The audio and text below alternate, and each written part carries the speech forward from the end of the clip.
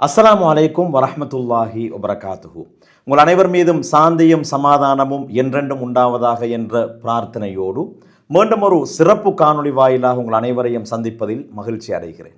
இஸ்லாம் என்றாலே பிறர் நலம் பேணுதல். அந்த அடிப்படையிலே வரலாறு நெடுகிலும் இலங்கையில் வாழ்ந்த முஸ்லிம்கள் தங்களால் இயன்ற அளவு இந்த சமூகத்திற்காக வேண்டியும் இந்த நாட்டை கட்டியெழுப்புவதற்காக வேண்டியும் தங்களுடைய அர்ப்பணிப்புகள், தியாகங்கள், தங்களுடைய முயற்சிகளை அவர்கள் வழங்கி இருக்கின்றார்கள். அந்த அடிப்படையிலே இலங்கை தேசத்தை பொறுத்தவரையிலே பல அமைப்புகள் அமைதியாக தங்களுடைய பணிகளை செய்து வரக்கூடிய நிலையிலே அண்மைய காலங்களாக, அண்மைய நாட்களாக ஜம்சம் ஃபவுண்டேஷன் பல காத்திரமான பணிகளை செய்து வருகிறது. குறிப்பாக இந்த நாட்டின் அபிவிருத்திக்காக வேண்டியும் மனிதவள அபிவிருத்தியை மேற்கொள்ள வேண்டும், உண்டாக்க வேண்டும் என்பதற்காக வேண்டியும் பல காத்திரமான பணிகளை ஜம்சம் ஃபவுண்டேஷன் செய்து வருகிறது. அண்மைய நாட்களாக நாங்கள் பார்க்கின்றோம், பள்ளி வாயல்களிலே கடமை புரியக்கூடிய உலமாக்கள், மதரசாக்களிலே கல்வியை கற்றுக் கொடுக்கக்கூடிய உலமாக்களுடைய அவர்களுடைய தரத்தை அதிகரிக்க வேண்டும், அவர்களுடைய வாழ்வாதாரத்தை மேம்படுத்த வேண்டும், அவர்களை ஸ்மார்ட் ஆக்க வேண்டும் என்பதற்காக வேண்டி பல காத்திரமான பணிகளை ஜம்சம் ஃபவுண்டேஷன் செய்து வருகின்றது. இந்த காணொளியிலே, இந்த வீடியோவிலே நாங்கள் ஜம்சம் ஃபவுண்டேஷன் உலமாக்களை மேம்படுத்துவதற்காக வேண்டி ஆற்றி வரக்கூடிய பணிகள் சம்பந்தமாக பேசுவதற்கு தயாராக இருக்கின்றோம். இன்றைய இந்த நிகழ்ச்சியிலே என்னோடு கலந்து ஜம்சம் ஃபவுண்டேஷனின் இந்த நிகழ்வுகளை பரிமாறிக்கொள்வதற்காக வேண்டி அதனுடைய தலைவர் அஷேக் முஃப்தி யூசுப் ஹனீஃபா அவர்கள் இணைந்திருக்கின்றார்கள். நிகழ்ச்சிக்குள் அவர்களை சலாம் கோரி அன்போடு வரவேற்றுக் கொள்கிறேன். அஸ்ஸலாமு அலைக்கும் வரஹ்மத்துல்லாஹி வபரகாத்துஹு. வலைக்கும் அஸ்ஸலாம் வரஹ்மத்துல்லாஹி வபரகாத்துஹு. காலத்தின் தேவை, அதாவது பல வருடங்களாக சொல்லப்பட்டு வந்த, பேசப்பட்டு வந்த ஒரு விடயம்தான் இலங்கையிலே உலமாக்களை இன்னும் மேம்படுத்த வேண்டும், அவர்களுடைய வகிப்பாகத்தை சமூகத்திலே இன்னும் வலுப்படுத்த வேண்டும், அவர்களுடைய தரங்களை உயர்த்த வேண்டும் என்று. ஆனால் ஜம்சம் ஃபவுண்டேஷன் தான் அந்த குறையை நிவர்த்தி செய்து வருவதை நாங்கள் அவதானிக்கின்றோம். பல விடயங்கள், உலமாக்களுக்கான பல நிகழ்வுகள், பல கருத்தரங்குகள் ஜம்சம் ஃபவுண்டேஷனால் நடைபெற்று வருகின்றன. முதலில் சொல்லுங்கள், உலமாக்களுக்கு பிரத்யேகமாக உங்களுடைய நிறுவனம் எவ்வாறான பணிகளை செய்து வருகிறது? ஜஸாக்கமுல்லாஹு ஹைர். அல்ஹம்துலில்லாஹ். சுருக்கமாக சொல்லப்போனால் பல காத்திரமான பணிகளை நாங்கள் உலமா சமூகத்தை மையப்படுத்தி செய்து கொண்டிருக்கின்றோம். ஒவ்வொன்றாக சொல்வதாக இருந்தால், பள்ளிவாசல்களில் தற்பொழுது கடமையாற்றி கொண்டிருக்கக்கூடிய உலமாக்களுக்கான ஒரு வருட பயிற்சி கருத்தரங்கு, பயிற்சி வகுப்பு கருத்தரங்கல்ல, ஒரு பயிற்சி வகுப்பை, ஒரு பாடநெறி திட்டமிடப்பட்ட, ஸ்ட்ரக்சர் உருவாக்கப்பட்ட, பல விடயங்கள் உள்வாங்கிக் கொள்ளப்பட்ட, கிட்டத்தட்ட இதுவரைக்கும் ஒரு 300க்கும் மேற்பட்ட உலமாக்கள் எங்களிடத்தில் கற்று தேர்ந்திருக்கிறார்கள். அல்ஹம்துலில்லாஹ். அவர்களுடன் நாங்கள் இதுவரைக்கும் சம்பந்தத்தில் வைத்துக் கொண்டிருக்கிறோம். இரண்டாவதாக, இலங்கையில் கிட்டத்தட்ட 1000க்கும் மேற்பட்ட உலமாக்கள் இப்பொழுது பல்கலைக்கழகங்களில் பட்டப்படிப்பை தொடர்ந்து கொண்டிருக்கிறார்கள். அண்டர் கிராஜுவேட் உலமாக்கள்.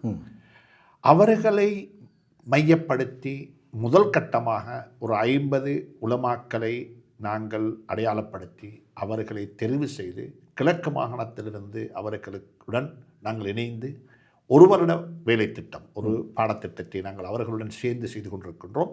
அவர்கள் மதரசாவில் படித்த கல்வி, பல்கலைக்கழகத்தில் படித்து கொண்டிருக்கக்கூடிய கல்விக்கு அப்பால் அவர்களுடைய ஸ்கில்ஸை நாங்கள் மேம்படுத்துவதற்கும், கம்யூனிகேஷன், லீடர்ஷிப் என்று சொல்லி, சமூக தொடர்பாடல், என்கேஜ்மெண்ட் என்று சொல்லி எத்தனையோ ஸ்கில்ஸ் இருக்குது, அவைகள் டெவலப் பண்ணுவதற்கான ஒரு வேலை திட்டம். அதே போல் டாட் என்ற ஒரு ப்ரோக்ராம் உண்டு. மதரசாக்களில் இப்பொழுது கல்வி உஸ்தாதுமாராக இருந்து பணி செய்து கொண்டிருக்கக்கூடிய உஸ்தாதுமார்களை மையப்படுத்தி அவர்களுடனான ஒரு வேலை திட்டம். இதே போன்று பள்ளிவாசலில் கடமை புரியக்கூடிய இமாம்களுடைய லிட்ரஸி, அதாவது ஐடி லிட்ரஸி, அதாவது டெக்னாலஜியுடன் சம்பந்தப்பட்ட அவர்களுடைய இதை கூட்ட வேண்டும் என்பதற்காக வேண்டி அவர்களுக்கு ஒரு கணினி வழங்கி அவர்களை ஊக்குவித்து அதனூடாக எப்படி பள்ளிவாசல்கள் டிஜிட்டல் மயப்படுத்தப்படலாம் என்பதற்கான ஒரு வேலை திட்டம். இதே போன்று இன்னும் ஒரு வேலை திட்டத்தை நாங்கள் கையில் வைத்து கொண்டிருக்கின்றோம். அதாவது வரக்கூடிய காலங்களில் இன்ஷா அல்லாஹ் பள்ளிவாசலுடைய இமாம்களுடைய வீட்டு தேவையையும் நாங்கள் பூர்த்தி செய்து கொடுப்போம். அது தனியாக ஜம்சம் ஃபவுண்டேஷன் மட்டுமல்ல, பள்ளிவாசலில் கடமை புரியக்கூடிய இமாமுடைய ஒரு வகைப்பாகம் அதுக்குள்ளே வர வேண்டும். பள்ளிவாசலுடைய நிர்வாகமும் அதுக்குள்ளே வர வேண்டும். 3 பேருமாக சேர்ந்து ஒரு ப்ரொஜெக்டை செய்து நாங்கள் அவருக்கு ஒரு போதுமான ஒரு வீட்டை கட்டி கொடுப்போம் என்ற ஒரு ப்ரொஜெக்ட் எங்களுக்கு இருக்கிறது. அதே போன்று இந்த வருடம் பட்டம் பெற்று அல்லது மதரசா வாழ்க்கையை முடித்து கொண்டு இருக்கக்கூடிய இளம் உலமாக்களுக்கான ஒரு ஓப்பன் யூனிவர்சிட்டியின் ஊடாக வழங்கப்படக்கூடிய ஒரு டிகிரி ப்ரோக்ராம் ஒன்று செய்வதற்கான ஏற்பாடுகள் நடந்து அப்ளிகேஷன் கோல் பண்ணினோம். மாஷா அல்லாஹ் கிட்டத்தட்ட 100க்கும் மேற்பட்ட அப்ளிகேஷன்ஸ் வந்திருக்கிறது. ஏனென்றால் சென்ற வாரம் தான் GC A-லெவலுடைய ரிசல்ட் அவுட் ஆகிச்சுது. அதுக்கு பிறகு மாஷா அல்லாஹ் காத்திர ஒரு ஒரு ஒரு பிரத்யேகமான நம்பர்ஸ் எண்ணிக்கை அளவில் உலமாக்கள் அப்ளை பண்ணியிருக்கிறாங்க. அவர்களுக்கான ஒரு வேலை திட்டம், இப்படியாக உலமாக்களை மையப்படுத்தி செய்யப்படக்கூடிய வேலை திட்டங்கள் நாங்கள் செய்து கொண்டிருக்கின்றோம். ஏனென்றால் இந்த முஸ்லீம் சமூகத்தினுடைய ஸ்போக் பர்சன், சமூகம் சார்பாக பேசக்கூடியவர்கள் அவர்கள்தான். அவர்களை நாங்கள் வலுப்படுத்தி விட்டால் சமூகம் என்ன செய்யும்? தானாகவே வலுவாகி விடும். ஒரு ஆலிம் பேசும் பொழுது மட்டும்தான் சமூகம் காது கொடுத்து கேட்டுக்கொண்டிருப்பார்கள். பின் ட்ராப் சைலண்ட் என்று சொல்லி என்ன சொல்லுவாங்க, ஒரு குண்டூசி விழுந்தாலும் சத்தம் கேட்கும் அளவுக்கு அமைதி அங்கே காக்கப்படும். அந்த அளவுக்கு அமைதியாக இருந்து ஒருவருடைய பேச்சை கேட்பதாக இருந்தால் அது உலமாவுடைய பேச்சைத்தான் சமூகம் இன்று வரைக்கும் கேட்டுக்கொண்டிருக்கிறாங்க. நாங்கள் பணம் கொடுத்து அல்லது மக்களை திரட்ட வேண்டும் ஒரு அரசியல் பிரமுகர் அவருடைய பேச்சை சொல்வதற்கு நாங்கள் எந்த பணமும் கொடுக்க தேவையில்லை, கட்டாயப்படுத்தவும் தேவையில்லை. அவர்களாகவே வருவார்கள். ஒரு அரை மணி நேரம் ஒரு வாரத்தில் டைம் தருவாங்க. நீங்கள் என்ன சொல்கிறீங்களோ அதை நாங்கள் கேட்டுக்கொண்டு போவோம் என்ற மனப்பாங்கில் மக்கள் வருகிறார்கள். அந்த மக்களுக்கு நாங்கள் எங்களுக்கு தெரிந்ததை நாங்கள் அவர்களுக்கு சொல்லுவதை விடவும் அவர்களுக்கு தேவையானதை நாங்கள் சொல்லி அவர்களை வழியனுப்பி வைப்போம் என்றிருந்தால் அவர்கள் எங்களை பாராட்டி விட்டு போவார்கள். அப்படிப்பட்ட ஒரு உலமா சமூகத்தை உருவாக்க வேண்டும் என்ற ஒரு தேவை நாட்டுக்கு இருக்கிறது. அல்ஹம்துலில்லாஹ் அந்த பணியில் ஜம்சம் ஃபவுண்டேஷன் இணைந்து கொண்டிருக்கிறது. அல்லாஹ் நம் அனைவருக்கும் துணை புரிவானாக. ஆம், பல காத்திரமான பணிகளை பற்றி அதனுடைய தலைவர் ஜம்சம் ஃபவுண்டேஷனுடைய தலைவர் முஃப்தி யூசுப் ஹனீஃபா அவர்கள் சொல்லியிருந்தார்கள். என்னுடைய உள்ளத்தை தொட்ட விடயம்தான் உலமாக்களுக்கு கணனி வழங்கும் வேலை திட்டம். அது பற்றி பேசுவோம். ஒரு காலத்திலே அதிகமானவர்கள் கேட்டார்கள், குறிப்பாக புத்திஜீவிகள் கேட்டார்கள், இலங்கையிலே 300க்கும் மேற்பட்ட அரபு மதரசாக்கள் இருக்கின்றன, அந்த மதரசாக்களில் இருந்து வெளியேறக்கூடிய உலமாக்களுடைய அவுட்கம் என்ன என்றெல்லாம் கேட்டிருந்தார்கள்.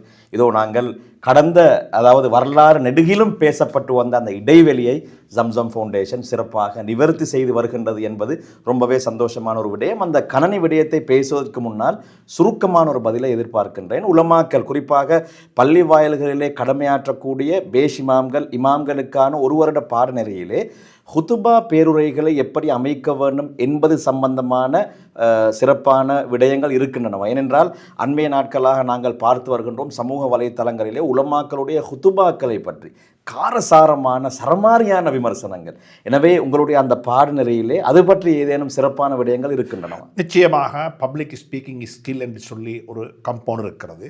அதே மாதிரி ஹுதுபா ஒன்றை எப்படி நாங்கள் தயாரித்துக் கொள்ள வேண்டும், எப்படி, எங்க, எதை, எந்த அளவு, கால நேரம், சில விடயங்கள் பேசப்பட்ட விடயங்கள் உண்மையானதாக இருந்தாலும் இன்னலுக்குள்ளி மகாலின் மகாமன், எல்லா வார்த்தைகள் உண்மைகள் தான், அது உண்மையானவைகள் தான் பேசப்பட்டிருக்கிறது. ஆனால் பேசப்பட்ட இடம், காலம், அளவு, அதில் ஏற்பட்ட குறைபாடுகளின் காரணமாக விமர்சனங்களுக்கு நாங்கள் என்ன செய்வோம், உள்வாங்கப்படுவோம். அது யதார்த்தம். அதனால் பேசியவர்கள் தவறாக பேசவும் இல்லை, அதை கிரிட்டிசைஸ் பண்ணியவர்கள் தவறாக கிரிட்டிசைஸ் பண்ணவும் இல்லை. உணர்வுகள் தான் அங்கே சண்டை பிடித்து கொண்டது. எனவே நான் நினைக்கிறேன் அப்படிப்பட்டவைகள் நிச்சயமாக தவிர்த்து கொள்ள முடியும். நிச்சயமாக. அதே போன்று உலமாக்களுக்கு இந்த கணனி வழங்கும் வேலை திட்டம் என்னுடைய உள்ளத்திலே ரொம்ப சந்தோஷத்தை ஏற்படுத்திய ஒரு விடயம். நாங்கள் பார்க்கின்றோம் சாதாரணமாக கல்வி பொதுத்தராதர, சாதாரண தரம், உயர்தரம் இவைகளிலே சிறப்பான பெறுபேறுகளை பெறக்கூடியவர்களுக்கு ஏதாவது ஒரு நிறுவனம் வந்து லேப்டாப்களை வழங்குவார்கள், அவர்களை கௌரவிப்பார்கள், ஊக்கப்படுத்துவார்கள். ஆனால் உலமா சமூகத்திற்கு அப்படியான ஒரு வேலை திட்டம் நான் இதுவரையிலே காணவில்லை. அல்ஹம்துலில்லாஹ் ஜம்சம் ஃபவுண்டேஷன் அந்த குறையை நிவர்த்தி செய்கிறது. என்ன நோக்கம், உங்களுடைய எண்ணக்கருவிலே இப்படி ஒரு வேலை திட்டத்தை செய்ய வேண்டும் என்று தோன்றியதற்கான காரணம் என்ன? ஜஸாக்கமுல்லாஹு ஹைர். உதாரணமாக அப்படி ஒரு தோன்றதற்குரிய காரணம், நாங்கள் வாழக்கூடிய சூழல் அப்படியே டிஜிட்டல் மயமாகி கொண்டு போகிறது. கண்டிப்பாக எதுவுமே டிஜிட்டல் தான். தமிழ் வார்த்தை கூட தெரியாத அளவுக்கு டிஜிட்டல் ஆகிவிட்டது. டிஜிட்டலைஸ் பண்ணி கொண்டு போகிறாங்க. இந்த நாட்டினுடைய நிர்வாக அதாவது நாட்டினுடைய பிரசிடென்ட் ஜனாதிபதி அவர்கள் கூட டிஜிட்டலைஸை பற்றி மிச்சம் என்ன செய்கிறாரு, அடிக்கடி பேசுகிறார். பாடசாலைகள் டிஜிட்டலைஸ் பண்ணப்பட வேண்டும், வங்கிகளை எடுத்துக்கொண்டால் வங்கி எல்லாம் டிஜிட்டலைஸ் ஆகிவிட்டது, விமானம் பறக்கிற விமானம் அப்படியே அது டிஜிட்டலைஸ் பண்ணப்பட்டிருக்கிற எல்லாமே உலகமே டிஜிட்டலைஸ் ஆகிவிட்டது. பள்ளிவாசல்கள் அப்படியே இருக்கும் என்றிருந்தால் எங்களுடைய வாலிபர்கள் பள்ளிவாசல்களை குறைத்து மதிப்பீடு செய்வார். பள்ளிவாசலும் எப்படி வர வேண்டும் என்று சொன்னால் ஒரு மாதத்துக்கு 150 வக்து தொழுகைக்கு நான் அந்த பள்ளிக்கு போயிருக்க வேண்டும். எனக்கு வங்கியிலிருந்து ஒரு ஸ்டேட்மெண்ட் வருவது போல பள்ளியிலிருந்து ஸ்டேட்மெண்ட் வரலாம். 150 வக்து தொழுகையில் 40 வக்து தொழுகைக்கு தான் நீங்கள் வந்திருக்கிறீங்க, இத்தனை மணித்தியாலம் தான் நீங்கள் பள்ளியில் கலைத்திருக்கிறீங்கன்னு சொல்லி இன்றைக்கு எந்த ஒரு சாஃப்ட்வேரும் இல்லாமல் பள்ளிக்கு வரக்கூடியவர்களை மதிப்பீடு செய்வதற்கும் அளவீடு செய்வதற்குமான வசதிகள் இருக்கிறார். அப்படியான ஒரு பள்ளிவாசலை ஏன் நாங்கள் கனவு காணக்கூடாது?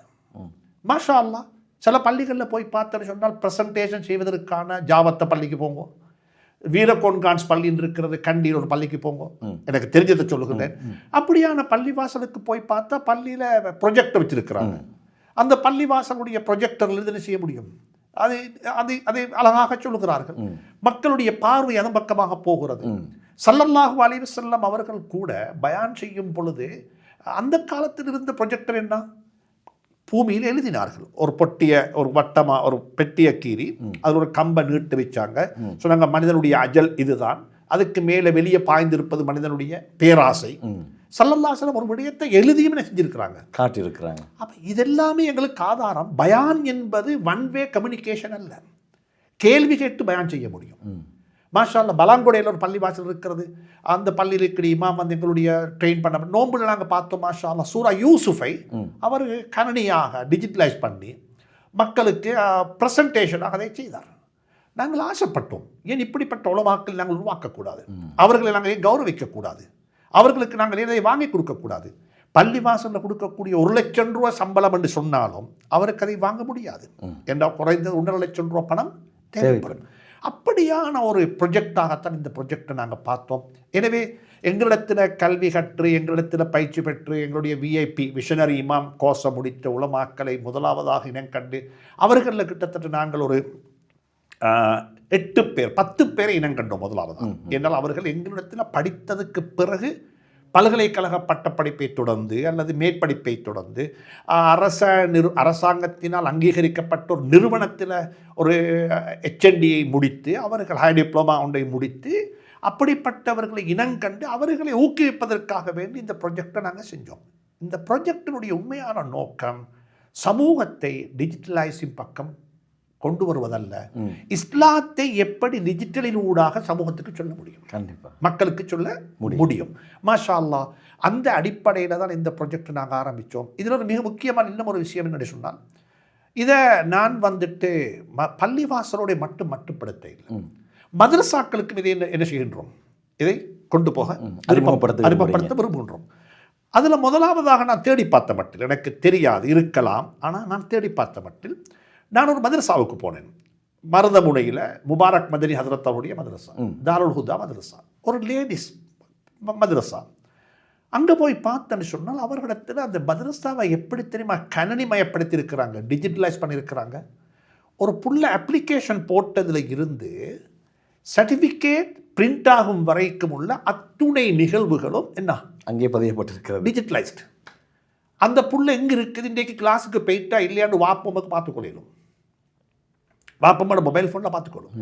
அந்த புள்ளை எத்தனை நாள் லீவ் எடுத்தது மட்டுமல்ல, எவ்வளவு ஃபீஸ், புள்ளையினுடைய லைப்ரரிக்கு எத்தனை முறை இந்த புள்ள போய் வந்திருக்கிறது, எத்தனை புள்ள இந்த புள்ள எத்தனை கிதாபுகள் எடுத்திருக்கிறது, இதெல்லாம் பரீட்சையா.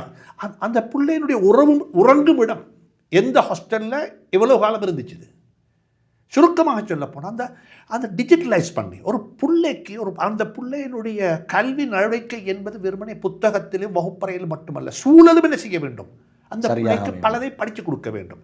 அப்படிப்பட்ட ஒரு நிகழ்வாக நான் தாருல் ஹுதாவை பார்த்தேன். நான் பல இடங்களில் அதை புகழ்ந்து பேசினேன், என்னுடைய கடமையும் இருக்கிறது. யாரையே செய்கிறார் என்பது எனக்கு பிரச்சனை அல்ல, எப்படி செய்கிறார்கள், எவ்வளவு அழகாக செய்கிறார்கள், அவருடைய மாஷா அல்லாஹ் பார்க்க வேண்டிய அப்படிப்பட்ட மதரசாக்களுக்கும் நாங்கள் இனங்கண்டு அந்த மதரசாக்களுடைய இருக்கக்கூடிய ஒஸ்தாதுமார்கள் வெறுமனே அவர்களுக்கு ஐடி கம்ப்யூட்டர் ஒன்று கொடுத்தா அதில் சாஃப்ட்வேர் ஒன்று டவுன்லோட் பண்ணி கிதாப் வாசிக்கலாம் என்பதற்காக வேண்டி மட்டுமல்ல. இது ஒரு ப்ரொஜெக்ட் செய்யணும். இதனால் மக்களுக்கு என்ன செய்ய வேண்டும், இதனுடைய நலவுகள் மக்களுக்கு போய் சேர வேண்டும். இதை அவர் ஹொத்துபா ஒன்றாக ப்ரெசென்ட் பண்ணலாம். ஏன் இந்த நாட்டில் ஒரு ஹொத்துபா ஒன்று ப்ரெசன்டேஷனாக வரக்கூடாது? ஒரு ஹொத்துபாவை ஏன் ஒரு ப்ரெசன்டேஷனாக செய்யக்கூடாது? ஹொத்துபா இப்படித்தான் செய்ய வேண்டும். ஹொத்துபாவினூடாக ஒரு செய்தி சமூகத்துக்கு போய் சேர வேண்டும். ஆனால் அதை நான் இந்த நாட்டில் அரபு ஹொத்துபாவை கிதாபுகளில் ஃபிக்ஹுடைய கிதாபுகளில் இருப்பது போலவே முறையாக அதை ஓதலாம். தமிழ் ஹொத்துபா இருக்கிறது, அதை ஒரு ப்ரெசன்டேஷன் என்ன செய்ய முடியும்? செய்யலாம். சுப்ஹானல்லாஹ். எனவே மிக அன்பாக சொல்வதாக இருந்தால் உலகத்தில் என்னென்ன முறைகளில் ஒரு செய்தியை இன்னும் ஒருவருக்கு எத்தி வைப்பதற்கு கடத்துவதற்கு அந்தந்த காலத்தில் என்னென்ன முறைகள் இருக்கிறதோ அந்தந்த முறைகளை நாங்கள் என்ன செய்யணும்? கையாளணும். நாங்கள் ஒரு காலத்தில் தந்தி அடித்தோம் இதுக்கு செய்தி சொல்வதற்கு. இன்றைக்கு SMS அடிச்சிடும், வாட்ஸ்அப்பில் மெசேஜ் அனுப்புகிறோம். இன்றைக்கு யாரும் கேட்குறாங்க, தந்தி ஒன்று வரணும்னு கேட்குறாங்க இல்லை, டெலிஃபோன் பண்ணி சொல்கிறாங்க இல்லை. ஏண்டா அந்த அளவுக்கு நாங்கள் கம்யூனிகேஷன் மாறி இருக்கிறோம். மிம்பர்களும் கம்யூனிகேஷன் தானே, ஒரு தொடர்பாடல் தானே. இதை எப்படி டிஜிட்டலைஸ் பண்ண முடியும்? அதனால் மார்க்கத்தினுடைய எல்லைகளுக்குள்ளே இருந்து கொண்டு, வரையறைக்குள்ளே இருந்து கொண்டு, அதனுடைய ஃபர்து ஷரத்துகளை பேணிய நிலையில் எங்களுக்கு இப்படி ஒன்று செய்ய முடியும் என்றிருந்தால் எங்களுடைய வாலிபர்களை என்ன செய்ய முடியும்? கவர முடியும். வாலிபர்களை இணைத்துக் கொள்ள முடியும். டிஜிட்டலை பற்றி தான் பேசி கொண்டிருக்கிறாங்க. டிஜிட்டலைசிங் தான் சப்ஜெக்டாக இருக்கிறது. எனவே கணினிமயப்படுத்தப்பட்ட ஒரு பள்ளிவாசலை உருவாக்க வேண்டும் என்றிருந்தால் அந்த பள்ளிவாசலுடைய இமாம் மட்டுமல்ல, நிர்வாகமும் ஆயத்தமாக வேண்டும். நிர்வாகமும் தயாராக வேண்டும். அந்த ஊர் மக்களும் ஆயத்தமாக வேண்டும். அதற்குரிய என்வாயர்மெண்ட்டை கிரியேட் பண்ண வேண்டும். மாஷா அல்லாஹ், அப்படிப்பட்ட ஒரு வேலை திட்டமாகத்தான் இந்த வேலை திட்டத்தை நாங்கள் பார்க்கிறோமே அல்லாமல் இது ஒரு கணனி கொடுக்கிற ஒரு வேலை திட்டமாக யாரும் இதை பார்க்கக்கூடாது. ரொம்ப நன்றி. உண்மையிலே எப்போதுமே முஃப்தி யூசுப் ஹனீஃபா அவர்கள் முற்போக்காக சிந்திக்கக்கூடியவர்கள். சிலபோது சமூகத்திற்கு இவ்வாறான செய்திகள் வரக்கூடிய நேரத்திலே பொதுவாக இவற்றை சரியாக புரிந்து கொள்ள மாட்டார்கள். அப்படி அவர்கள் முற்போக்காக பேசுவார்கள். காலப்போக்கிலே முஃப்தி சாப் அன்று சொன்ன விடயம் மிகச் சரியானது என்றெல்லாம் சொல்லக்கூடிய நிகழ்வுகளை நாங்கள் பார்த்திருக்கின்றோம். ரொம்பவே சந்தோஷமாக இருக்கின்றது. மதரசாக்களிலே படிக்கக்கூடிய மாணவர்கள், அதே போன்று இளம் உலமா சமூகம் அவர்கள் இப்போது ரொம்ப சந்தோஷமாக தைரியமாக படிக்கலாம். உங்களுடைய எதிர்காலத்தை சிந்திப்பதற்கும் இப்படிப்பட்ட நல்ல மனிதர்கள், நல்ல மக்கள், நல்ல அமைப்புகள் இருக்கின்றன. எனவே இன்ஷா அல்லாஹ் எதிர்காலத்திலே முஃப்தி யூசுப் ஹனீஃபா அவர்கள் சொன்னதை போன்று எல்லா பள்ளி வாயல்களிலும் இதுபோன்ற சிறப்பான நிகழ்வுகள் நடக்குமாக இருந்தால் இலங்கையிலே இருக்கக்கூடிய முஸ்லிம்கள் பாக்கியம் பெற்றவர்களாக சந்தோஷப்படக்கூடியவர்களாக இருப்பார்கள் என்ற சந்தோஷமான செய்தியை கூறிக்கொண்டு இந்த நிகழ்ச்சி சம்பந்தமாக முஃப்தி சாப் முன்வைத்த முக்கியமான இந்த யோசனைகள், கருத்துக்கள் சம்பந்தமாக உங்களுக்கும் ஏதாவது சொல்ல விரும்பினால் கண்ணியமான முறையிலே கமெண்ட் பகுதியிலே உங்களுடைய கருத்துக்களையும் பகிர்ந்து கொள்ளுங்கள் என்பதை ஞாபகப்படுத்தி கொண்டு முஃப்தி யூசுப் ஹனீஃபா அவர்களுக்கு நன்றிகளை தெரிவித்துக் கொண்டு விடைபெற்றுக் கொள்கின்றேன். நன்றி. ஜஸாக்குமுல்லாஹு ஹைரன்.